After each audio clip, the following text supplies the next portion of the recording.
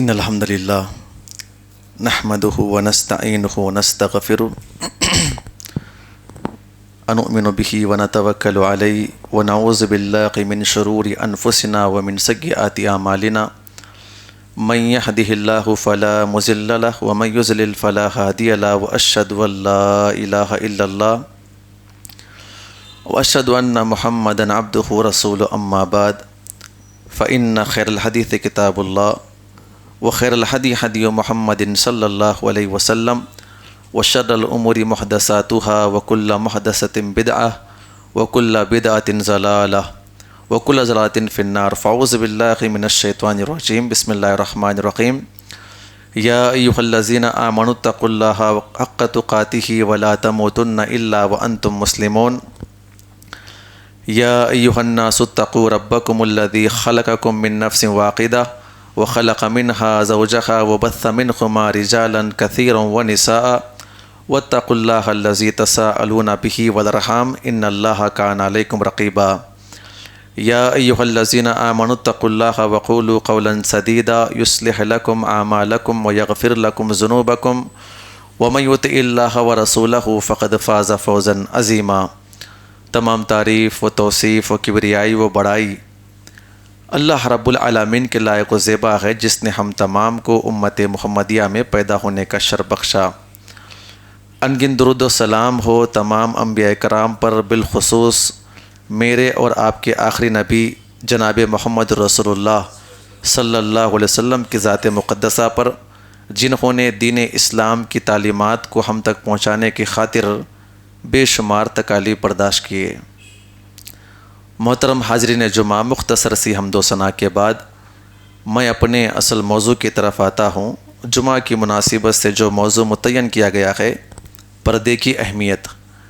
اللہ تعالیٰ سے دعا کریں جو باتیں قرآن و حدیث کی روشنی میں آئے، اللہ تعالیٰ ہم تمام کو حسن عمل کی توفیق عطا فرمائیں۔ اللہ رب العالمین نے قرآن مجید میں کئی مقامات پر خواتین کے لیے پردہ کرنے کا حکم دیا اور مردوں کو نگاہیں نیچے رکھ کر زناکاری اور زناکاری کے قریب لے جانے والی چیزوں سے بچنے کا حکم دیا۔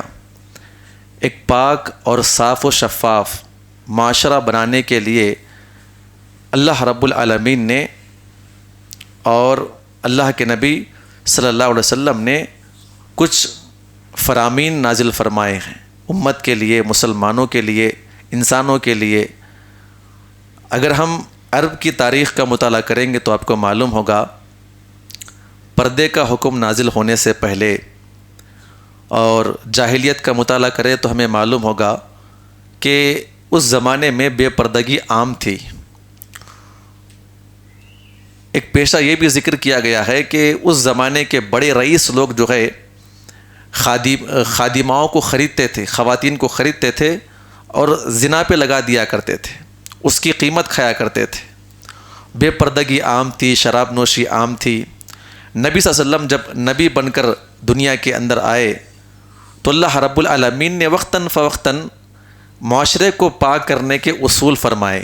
پہلے تو توحید کا حکم، پھر رسالت کا، پھر قرآن مجید کے اوپر حکم۔ اس کے بعد جو ہے نماز کے، زکوٰۃ، صدقات و خیرات کے ساتھ ساتھ جو ہے وقتاً فوقتاً اللہ رب العالمین نے معاشرے کو پاک کرنے والے اصول نازل فرمائے۔ کہیں پردے کا حکم نازل ہوا تو کہیں شراب نوشی کو روکنے کا حکم نازل ہوا۔ تو اللہ رب العالمین نے ایسے احکامات نازل کر کے معاشرے کو پاک بنانے کا حکم دیا۔ نبی صلی اللہ علیہ وسلم کی حدیث پاک ہمیں ملتی ہے، لم تظہر الفاحشۃ فی قوم قط حتی یعلنوا بها الا فشا فیہم الطاعون والاوجاع التی لم تکن مضت فی اسلافہم الذین مضوا۔ نبی صلی اللہ علیہ وسلم فرماتے ہیں کہ ہمارے زمانے میں معاشرہ بڑا پاک ہے، نیک لوگ ہے، تمام خواتین پردے کا اہتمام کرتی ہے، یہ مسلمان خواتین اپنی عزت اور عفت کی حفاظت کرتی ہے۔ نبی صلی اللہ علیہ وسلم نے اپنے امتیوں کے سامنے یہ اعلان فرمایا کہ ایک زمانہ ایسا بھی آئے گا کہ فحاشی اتنی عام ہو جائے گی، اتنی عام ہو جائے گی، حتی یعلنوا بہا، یہاں تک کہ اللہ کے نبی نے کہا کہ لوگ اس فحاشی کا اعلان کریں گے، اس فحاشی کا لوگ اعلان کریں گے۔ تو اللہ تعالیٰ 2 عذابات ان کے اوپر نازل فرمائے گا۔ کیا عذابات ہوں گے؟ اللہ تعالیٰ اس امت کے اوپر وباؤں کے دروازے کو کھول دے گا، اچانک لوگ مرنا شروع ہو جائیں گے، طاعون جیسی بیماریاں اس امت کے اوپر آئے گی۔ اور دوسرا، نبی صلی اللہ علیہ وسلم فرماتے ہیں کہ اللہ تعالیٰ ایسی بیماریاں ان لوگوں کے اوپر رائج کرے گا جن بیماریوں کے نام ان کے باپ دادا بھی نہ سنے ہوئے ہوں گے۔ وجہ کیا ہوگی؟ گناہ کیا ہوگا؟ بے پردگی اور فحاشی عام ہوگی، لوگ فحاشی کا اعلان کرتے رہیں گے۔ آج کوئی فلم نکلتی ہے، 1-2 سال پہلے اس کا اعلان ہوتا ہے، آپ یہاں سے آپ اپنے بازار کا معائنہ کرتے جائیے تو آپ دکانوں پر، مکانوں پر، یہاں تک کہ بازار کے دیواروں پر آپ دیکھیں گے کوئی فلمی آپ کو اشتہار نظر آئے گا۔ آپ بڑے بڑے مالوں پہ دیکھو، کوئی چڈی کا ایڈ دے رکھا ہے، کوئی بنین کا ایڈ دے رکھا ہے، یہاں تک کہ اللہ کے نبی نے کہا کہ لوگ اس کا اعلان کرتے رہیں گے، فحاشی اتنی عام ہو جائے گی۔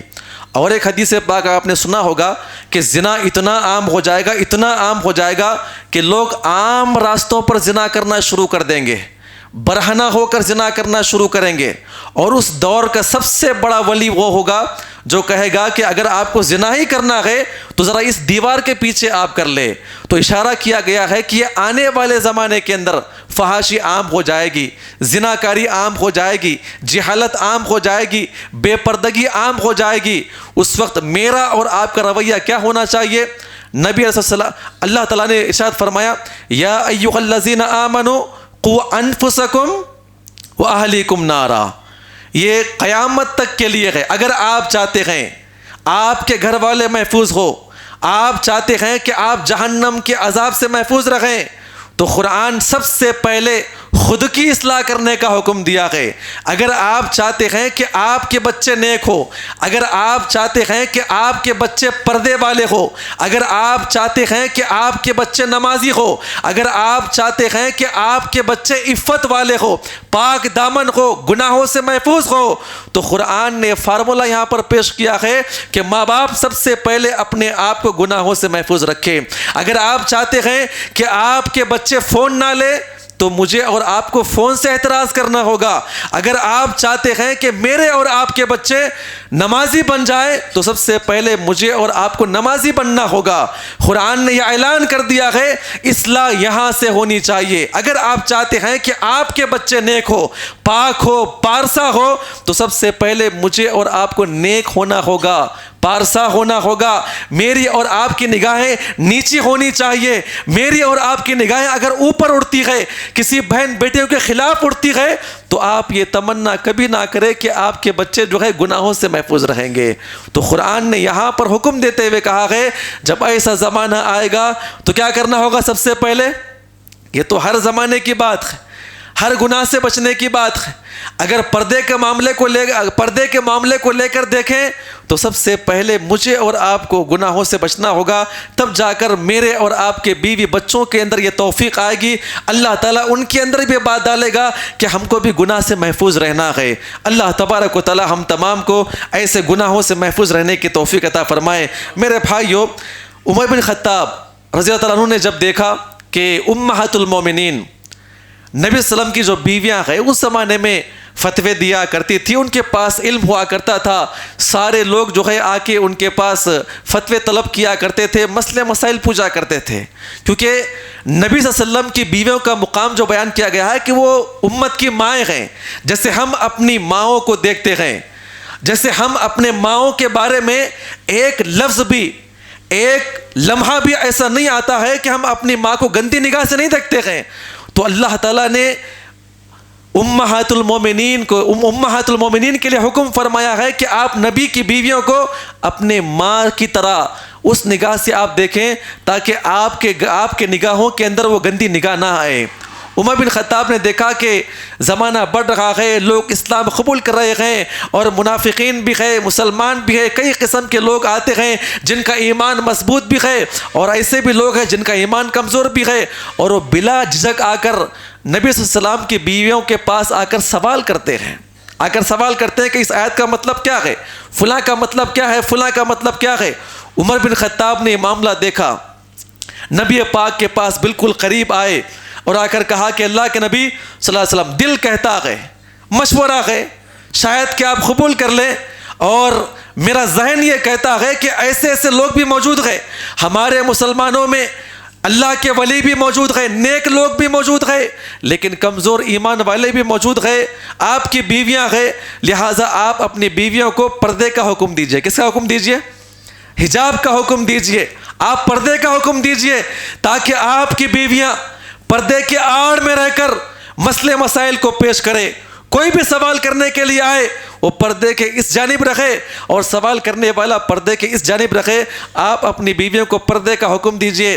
نبی صلی اللہ علیہ وسلم ابھی سوچ ہی رہے تھے تو یہ آیت کریمہ نازل ہوئی. وَإِذَا سَأَلْتُمُوهُنَّ، اللہ کہتا ہے کہ جب تم کسی معاملے میں سوال کرو، کسی چیز کا سوال کرو، کیا کرے؟ مِن وَرَاءِ الْحِجَاب.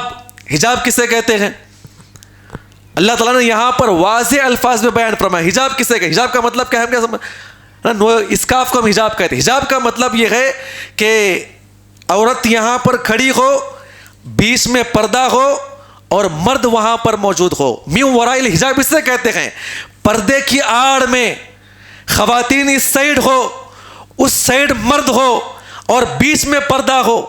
اللہ تعالیٰ نے اللہ کی نبی کی بیویوں کے لیے اور اس زمانے کے نیک مردوں کو حکم دیتے ہوئے کہا ہے جب تم کسی چیز کے بارے میں اللہ کے نبی کے بیویوں سے سوال کرو، یا بیویوں سے کہا گیا ہے جب تم کوئی حکم دو مسلمانوں کے مردوں کے لیے تو کیا کرے؟ من وراء الحجاب. اس کے بعد کے جو بڑے پیارے الفاظ اللہ نے کہا ذالکم اطہر لقلوبکم وقلوبہن. اللہ نے کہا کہ تمہارے لیے، تمہارے دلوں کے لیے، پاکیزگی کے لیے بڑی بہتر بات ہے. آپ غور کریں، یہ اللہ کے نبی کے زمانے کی سب سے پاک خواتین کے لیے حکم دیا گیا ہے اور سب سے پاک مردوں کے لیے حکم دیا گیا ہے کہ جب بھی آپ اللہ کے نبی کی بیویوں سے سوال کریں تو کیسے سوال کرنا ہے؟ من وراء الحجاب، پردے کے آڑ میں رہ کر. آج بہت ساری خواتین کہتی ہیں پردہ کہاں ہونا چاہیے؟ ہے نا، دل میں ہونا چاہیے، پردہ نگاہوں میں ہونا چاہیے. یہ ساری باتیں جو ہے اگر اس کا معاملہ ہوتا، یہ پاکیزگی کا معاملہ ہوتا تو اللہ تعالیٰ اللہ کے نبی کی بیویوں کے لیے حکم دیتا. جب اللہ کے نبی کی بیویوں کے لیے اتنا بڑا حکم آیا ہے کہ جب تم کو کوئی سوال کرنا ہے تو کیسے سوال کرنا ہے؟ من وراء الحجاب. حجاب کسے کہتے ہیں؟ ہاں، یہ جو پہنتے ہیں نا اسے اسکارف کہتے ہیں، حجاب اسے نہیں کہتے ہیں. حجاب کا مطلب یہ ہے کہ مکمل پردہ، جہاں پر عورت نظر نہ آئے. اگر کوئی سوال کرنا ہے تو صرف اس کی آواز اس کے سامنے محفوظ ہو، موجود ہو. اللہ تعالیٰ ہم تمام کو ایسے ہی جو ہے حجاب کرنے کی توفیق عطا فرمائے.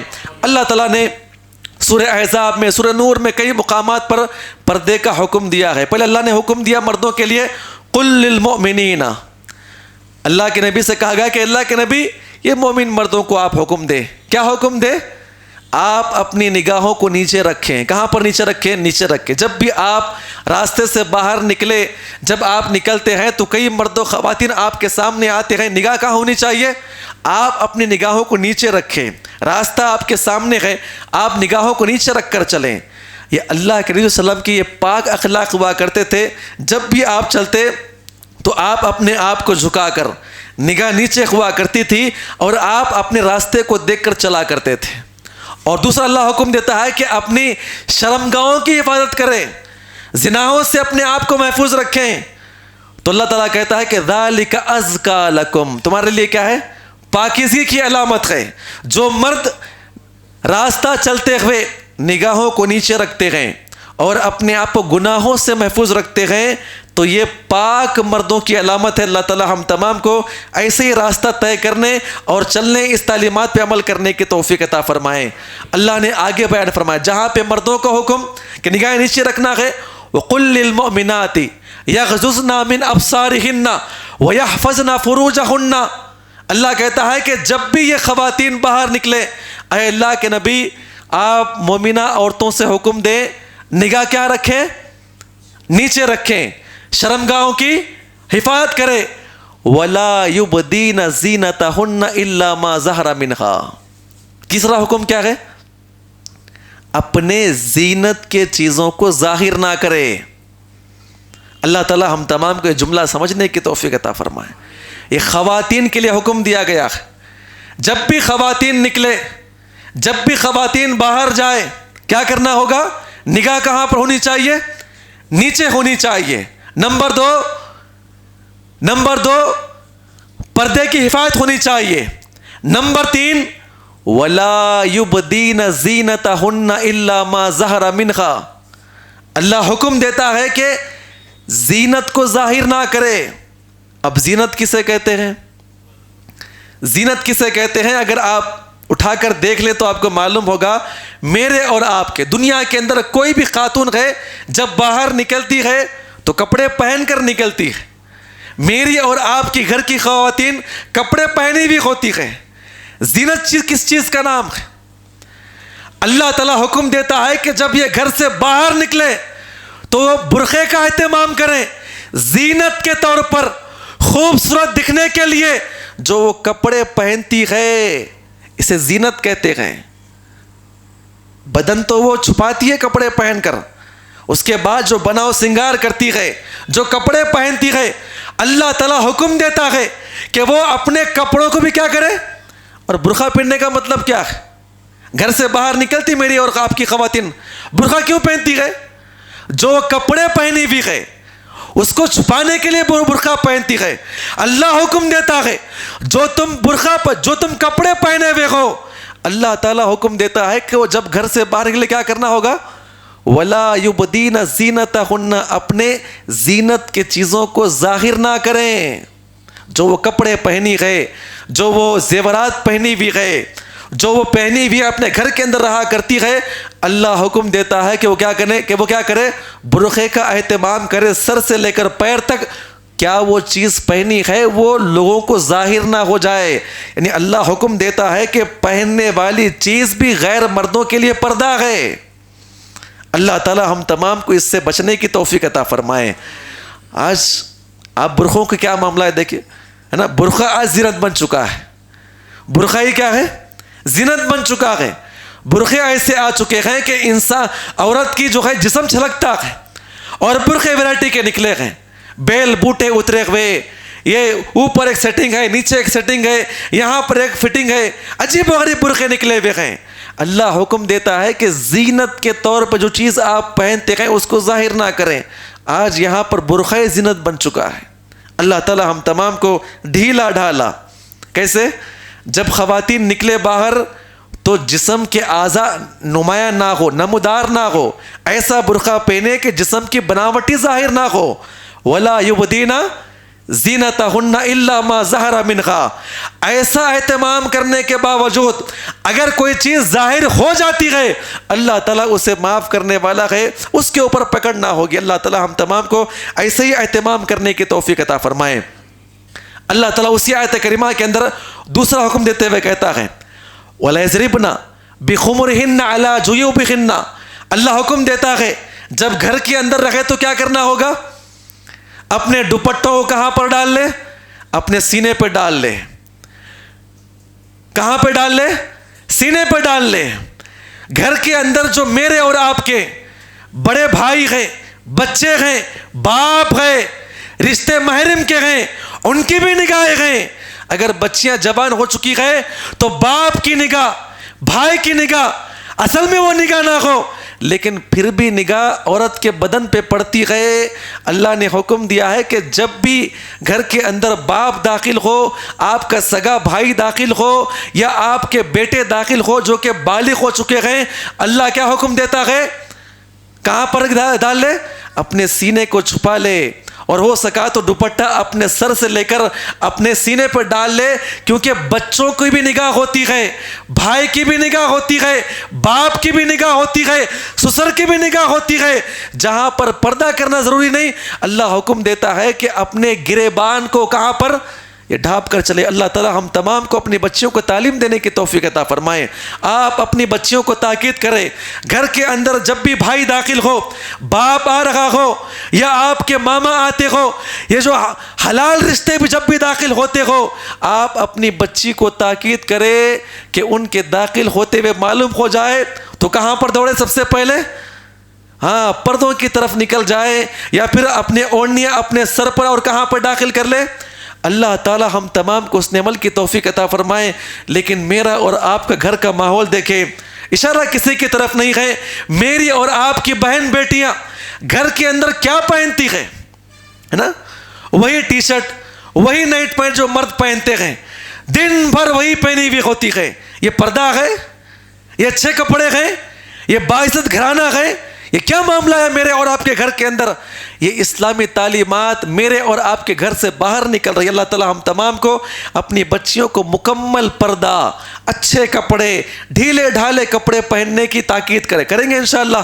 اللہ تعالی ہم تمام کو اس نے عمل کی توفیق عطا فرمائے. چھوٹے بچے ہوتے ہیں نا، چھوٹی بچیاں گئے، کیا ہونا ہے، کون سے کپڑے پہننا ہے؟ اچھا فلاں فلم نکلی ہے، اس نے ایسے کپڑے پہنا تھا، میں اپنی بچی کو عید پہ وہ پہناؤں گی. جینس پہنا رہے ہیں نا، اتنا کٹ شارٹ پہناتے ہیں، کیا انہیں بچی ہے چل جائے گا؟ بچی چھوٹی ہے. آپ اپنی بچی کو شروع ہی سے بے حیا بنا رہے ہیں. آپ بچپن سے تاکید کریں، فل کپڑے پہنائیں، سلا کر پہنائیں، اچھے سوٹ پہنائیں، تاکہ آپ کی بچیاں جو ہے بڑی ہوتی ہوتی باحیا ہو، اس سے معلوم ہو مجھے کیا پہننا ہے.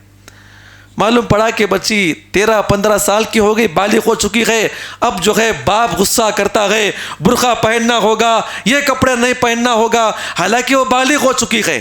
اور ایسی جوانی میں بچے کسی کی نہیں سنتے ہیں. آخر کب تک وہ برقع پہنیں گی؟ کب عادت اس کے اندر آئے گی؟ اور کب تک آپ کو دیکھ کر پہنے گی؟ آپ اپنی بچیوں کو حکم دے، یہ گھر کے اندر تعلیم دینے کا حکم دیا گیا ہے. اس کے بعد تیسرا حکم آتا ہے وَلَا يَضْرِبْنَ. اللہ کہتا ہے کہ جب بھی وہ گھر سے باہر نکلے یا گھر کے اندر چلتے رہے، کیا کرنا ہوگا؟ وہ اپنے پیروں کو پٹک کر نہ چلیں، مٹک کر نہ چلیں، اور ایسا پٹک کر چلے کہ جو وہ زیورات پہنی ہے وہ زیورات کی آواز بھی غیر مردوں تک پہنچے. جو پہن کر چلتی ہے، جو ہاتھ میں بنگڑیاں پہنتی ہے اور پیر میں پازیب پہنتی ہے، یہ چھنکار، یہ چلنے کی آواز بھی اگر غیر مردوں تک پہنچتی ہے، اللہ حکم دیتے ہوئے کہتا ہے یہ آواز بھی غیر مردوں کے لیے پردہ ہے. چہرے کا پردہ دور کی بات ہے، یہ چھنکار، یہ پازیب کی آوازیں، یہ بنگڑیوں کی آوازیں اور یہ مالائیں پہننے کی جو آوازیں آتی ہے، یہ تک پردے کا حکم دیا گیا ہے. اور اس سے بڑھ کر جو وہ کپڑے پہنتی ہے وہ بھی زینت کی چیزیں ہیں، اس کو ہرگز ظاہر نہ کریں. یہ جائے کہ فیس کھلا رکھ سکتے ہیں یا نکل سکتے ہیں، یہ تو بہت دور کی بعید کی باتیں ہیں اور عجیب و غریب معاملہ ہے. جب پردے کا حکم آیا نا، ایک سوچنے کی بات ہے. بعض عورتیں کہتی ہیں نا، نہیں وہ سعودی میں ہوتا ہے، دبئی میں ہوتا ہے، وہ فلاں قطر میں ہوتا ہے. خواتین کیا کرتی ہے نا، وہ فیس نکال کے چلتی ہے، کیا وہاں پر دین؟ ظاہر سی بات ہے کہ اللہ نے پردے کا کیوں حکم دیا ہے؟ کیا اس زمانے کی خواتین برہنہ گھوما کرتی تھی، کپڑے نہیں پہنا کرتی تھی؟ وہ زمانے اسلام کی خواتین تھی، ان کو بہتر معلوم تھا کہ کپڑے کیسے پہناتے. اصل پردے کا حکم آیا تھا کہ وہ اپنے بالکل چہروں کو چھپائے. یہاں خواتین اللہ کے نبی کی بیویاں بیٹھتی ہیں، سامنے مرد آ جاتے ہیں، فیس پہ کوئی پردہ نہیں ہوتا ہے. اللہ نے حکم دیا ہے من وراء الحجاب. قرآن کی اتنی بڑی آیت کریمہ نازل کی گئی یہ ثابت کرنے کے لیے کہ عورت کا اصل زینت اس کا چہرہ ہے. اصل پردہ کیا، اصل زینت کیا ہے، اصل خوبصورتی کیا ہے؟ اس کا پردہ، اس کا چہرہ ہے. اور یہاں پر صحابہ کرام کو حکم دیا ہے کہ من وراء الحجاب. تو پردے کا اصل مسئلہ یہ ہے کہ آپ اپنے چہرے کو ڈھک کر رکھیں. یعنی ہر خواتین، میری اور آپ کی خواتین پورے کپڑے پہنتی ہے.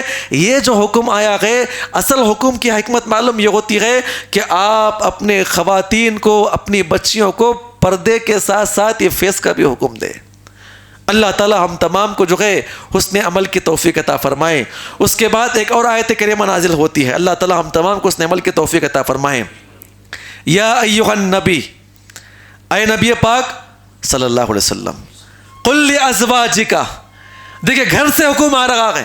اے اللہ کے نبی، اگر آپ چاہتے ہیں یہ تمام کی تمام مسلمان عورتیں پردے والی بن جائیں، عفت والی بن جائیں، نیک بن جائیں، قل لازواجک، آپ سب سے پہلے اپنی بیویوں کو حکم دیں، وہ بناتک، جو 4 بچیاں جو آپ کے گھر میں بیٹھی ہوئی ہے، آپ ان کو بھی پردے کا حکم دیں. کیونکہ پردے کی تاکید آپ گھر سے کریں گے، اپنی بیویوں کو اڑائیں گے اور اپنی بچیوں کو پردہ اڑائیں گے، کرائیں گے. وہ نساء المؤمنین، اس کے بعد تمام عورتوں کے لیے حکم دینے کے لیے آسان ہو جائے گا. اور یہ تمام عورتیں کس کو فالو کریں گی؟ نبی کی بیویوں کو فالو کرے گی, نبی کی بچیوں کو فالو کرے گی. یہ اللہ کے نبی کی بیویاں ہیں, یہ اللہ کے نبی کی بیٹیاں ہیں. پردہ کیسا ہونا چاہیے؟ اللہ کہتا ہے قل لازواجک وبناتک, یہاں سے کہاں سے؟ قوا انفسکم, سب سے پہلے یہاں سے, واہلیکم, اپنے گھر والوں سے آپ تمام تبدیلیاں لے کر آئیں گے تو معاشرے کے اندر جو ہے ایک دلیل بنے گی اور معاشرے کے لوگ آپ کو دیکھ کر فالو کریں گے اور تمام بے حیائی اور برائی سے بچ جائیں گے. اللہ تعالی ہم تمام کو اس عمل کی توفیق عطا فرمائیں. اس سے بڑھ کر آگے بڑھے, قرآن کہتا ہے وقرنا فی بیوتکن ولا تبرجن تبرج الجاہلیت الاولی. اللہ کہتا ہے کہ گھروں کے اندر بیٹھے رہو, گھروں کو لازم پکڑو. اس آیت کریمہ میں علماء اکرام ایک عجیب نقطہ بیان کرتے ہوئے کہتے ہیں وَقَرْنَا فِي بُيُوتِكُنَّ, عورتوں کا اصل پردہ کیا ہے؟ عورتوں کا اصل پردہ ان کا اپنے گھر کے اندر رہنا ہے. کہاں پر رہنا ہے؟ پردے کا کب حکم آیا؟ پردے کا حکم کا مطلب ہی کیا رہا؟ وَقَرْنَا فِي بُيُوتِكُنَّ, پردے کا سب سے اعلیٰ معیار یہ ہے کہ خواتین اپنے گھر کے معاملات میں بیزی رہیں, شوہر کی خدمت کرتے رہیں اور اپنے بچوں کی پرورش کرتے رہیں. سب سے پہلا پردہ یہ ہے کہ وہ اپنے گھر کے اندر رہے, اور اس کے بعد گھر سے باہر نکلنا ہے تو یہ تمام کے تمام تعلیمات کیا ہے؟ یدنین علیہن من جلابیبہن. جب گھر سے باہر کیسے باہر نکلنا ہوگا؟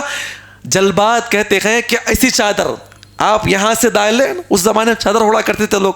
کیسے؟ چادر اگر آپ ایسے داخل کریں گے تو کہاں پر وہ یہاں سے نیچے زمین پر آئے گی, نیچے زمین پر لگے گی اور ایک آنکھ کی جگہ ہوگی. اور اللہ کے نبی صلی اللہ علیہ وسلم کی خواتین اور بیویاں اور اس زمانے کی خواتین جو ہے اپنے ہاتھ سے پکڑ کر جو ہے ایک آنکھ سے راستہ دے کے چلا کرتی تھی. اسے کہتے ہیں جلبات. کیا کہتے ہیں اسے؟ باہر کیسے نکلنا ہے؟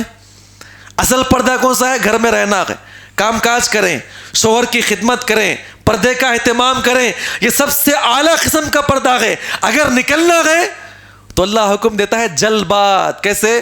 جب وہ نکلیں تو آپ اپنے بنگڑی اور اپنے پازیب کی آواز نہ آئے, مٹک مٹک کر نہ چلیں, پیر دبا کر نہ چلیں. آپ کے آنے والی آواز بھی پردہ ہے, اور ساتھ ہی ساتھ اتنا ڈھیلا ڈھالا ہو وہ چلتے ہوئے آگے بڑھے تو کیا نہ ہو؟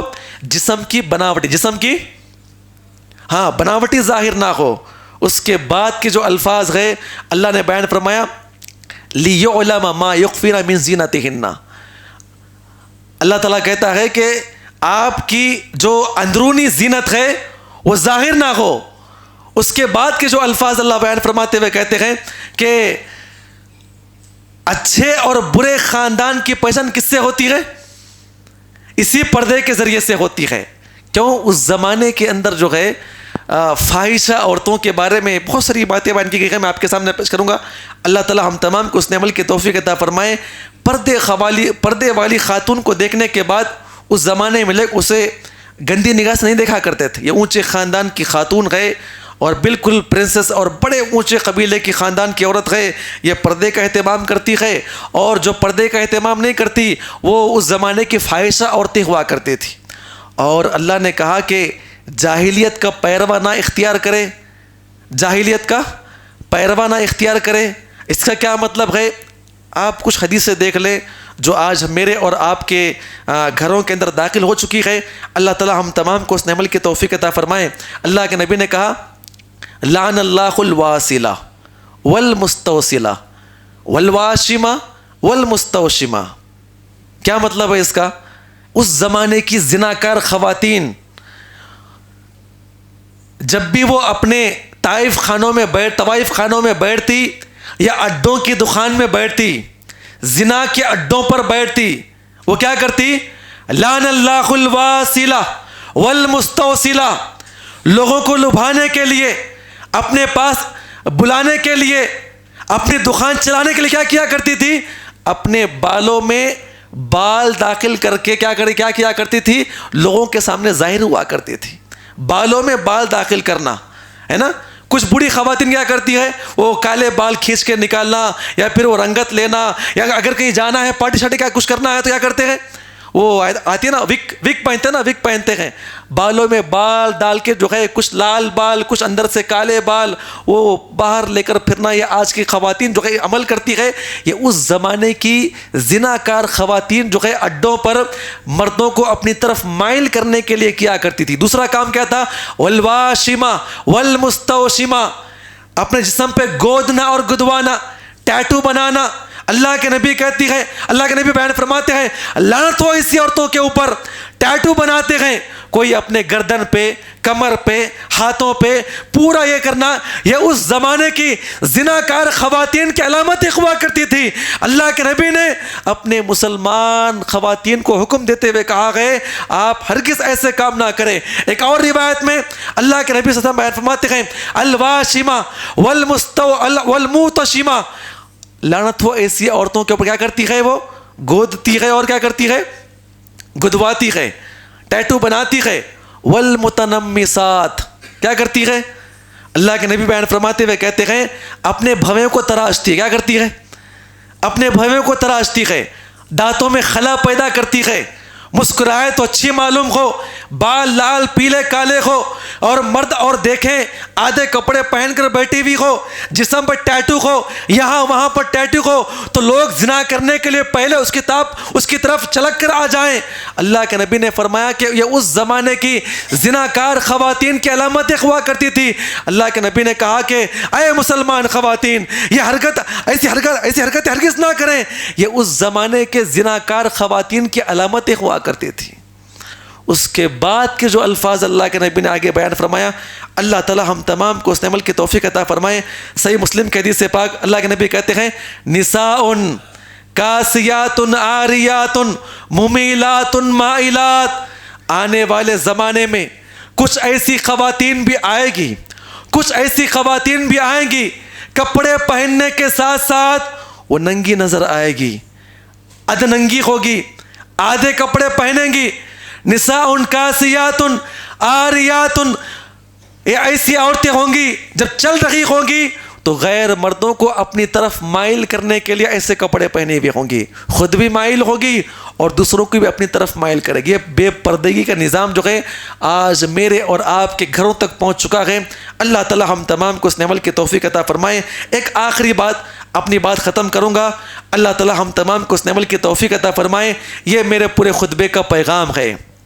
حضرت فاطمہ الزہرا رضی اللہ عنہا یہ جنتی خاتون ہے، اور جتنی بھی خواتین جنت میں جائیں گی یہ ان کی سردار رہیں گی. اللہ سے دعا کرے اللہ تعالی ہماری تمام خواتین کو ان کے انڈر میں رہ کر جنت میں داخل ہونے کی توفیق عطا فرمائے.